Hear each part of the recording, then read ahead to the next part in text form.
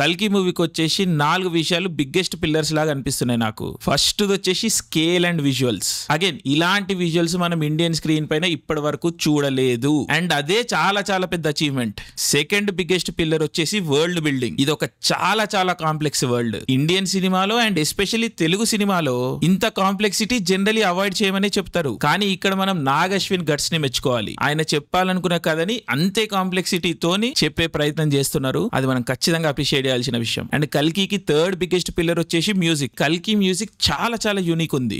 ఏదో జెనరిక్ గా మొనోటనస్ గా లేదు, కొన్ని చోట్ల కొంచెం పెప్పీగా హ్యాపీ నోట్స్ తోని కొంచెం క్యాంపీ ఫ్యాక్టర్ కూడా యాడ్ చేస్తున్నది. And of course the fourth and the biggest pillar of కల్కి ఈస్ ప్రభాస్. ప్రభాస్ గురించి ఇప్పుడు నేను కొత్తగా చెప్పేదేం లేదు. ప్రభాస్ దరిదాపుల్లో కూడా ఎవరు రారు నంబర్స్ విషయంలో. అండ్ ఈ రోజు సింగిల్ హ్యాండెడ్ గా సంజీవని పర్వతం లెక్క హైప్ ని ఆకాశానికి తీసుకెళ్లిండు. ఐ మీన్ ఇది కదా ఎక్సైట్మెంట్ అంటే. అండ్ ప్రభాస్ సినిమాకి వచ్చినంత ఎక్సైట్మెంట్ ఇంకే సినిమాకి రాదు.